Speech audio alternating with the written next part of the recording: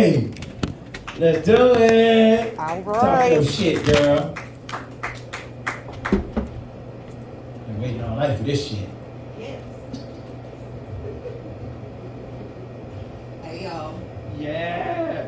How y'all doing? You're just excited to be here. I can tell. I feel all that enthusiasm and energy from that corner. My name is Emily. Emily Berry.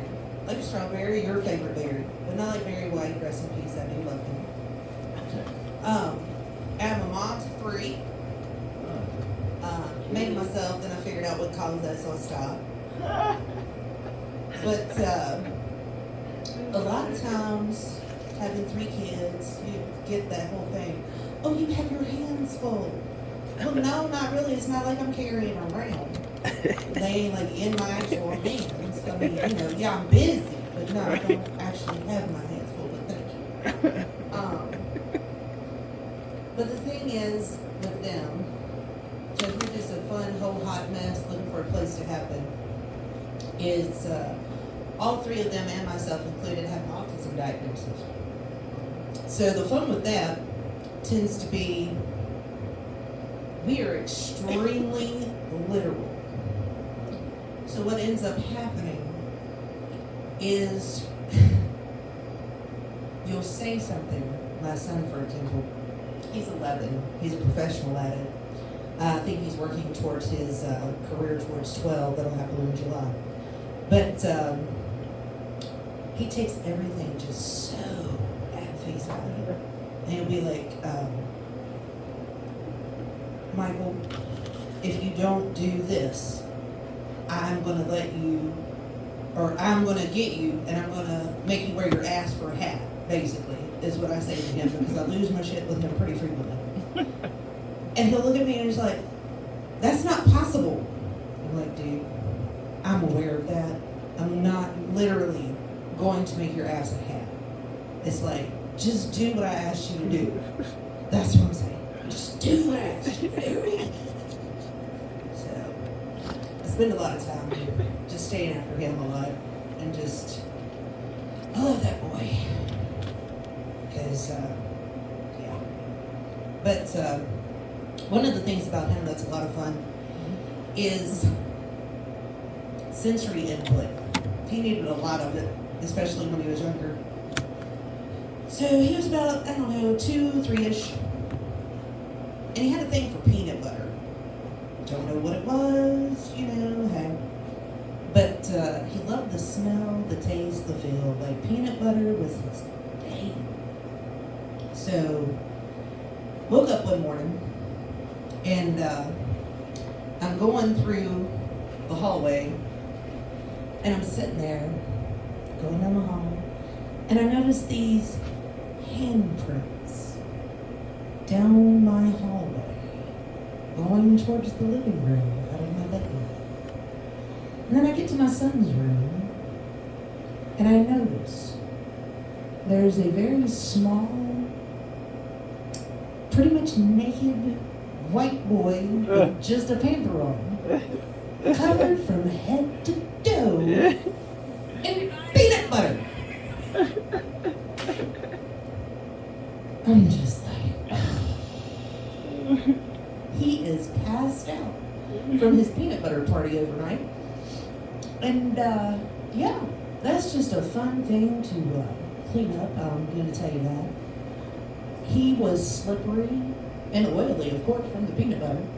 But it took a lot of Dawn, a lot of water, and a lot of scrubbing. But it also took a lot of elbow grease to get those handprints off my hallway.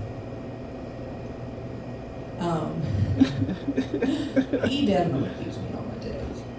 But my oldest, she, along with her autism, has selective mutism. So it's not that she's not verbal entirely, it's that she just refuses to talk to people. So she's selective, obviously, about who she chooses to speak with. Anxiety kind of drives that train for the most part. But I say that to say this. She has extremely expressive eyes. So while she doesn't necessarily talk, oh my God, she is the queen of salt of the universe. Because those eyes can kill. I'm really trying hard to get her to wear the Morton Salt Girl for a Halloween costume, but really badly because it would be so appropriate. We joke all the time that she's probably going to grow up to be an assassin because she's so freaking quiet. Like, I'll be standing in the kitchen, the next thing I know, she's just like suddenly appear out of nowhere. And it's like, it's like, dude!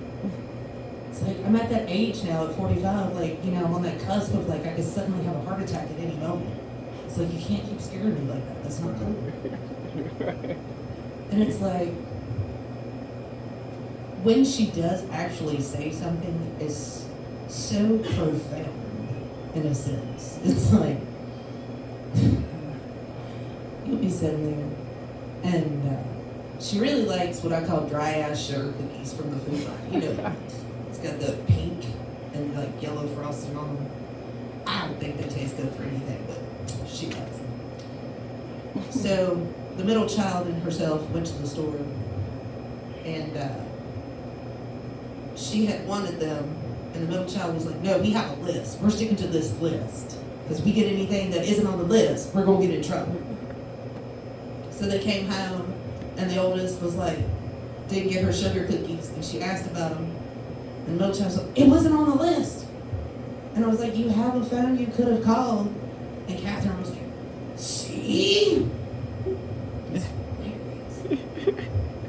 But outside of being a mom, I do other things. I usually just take myself out because being single in your 40s is just a whole ass adventure no one prepares you for. Because there's certainly types out there on online dating. I'll explain those, a couple of them. You definitely have the dude who has dollars but doesn't understand what caused him to be single in the first place because he's too involved with himself to understand because he's his biggest fan. And usually kind of throws money at his previous situation. It's not really that involved. But he thinks he's the best looking thing on the planet. Although he's really not. But nobody chooses to tell him. And then for this area specifically, no offense to anyone, you have your I go fishing, I go mudding, I go hunting, I watch football, I watch NASCAR, and I go to work. And that's about as intellectual as it gets. There's not really much else there. No offense to anyone, if that's your forte, go to town.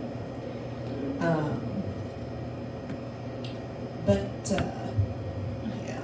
And then you have this whole other group over here that's kind of like, they say they're artsy and creative or whatnot, but I think that's kind of code for, I have either a roommate, or I live with my sisters, or I live in my mother's basement, and I'm doing like producing or this, or creating this, or doing art or whatever, but there's not like an actual regular, excuse me, paycheck.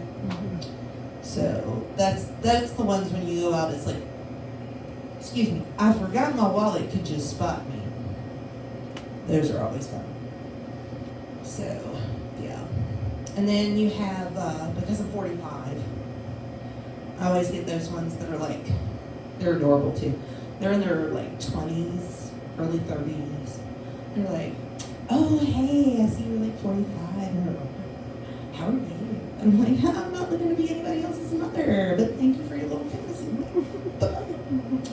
So, those are always fun. But, yeah, that was not something I was expecting to have to delve into and do all of that, but he took the R out of Mrs. and the Good Insurance 10 years ago when he decided to leave, so now it's Miss Berry, and so that's always a good time.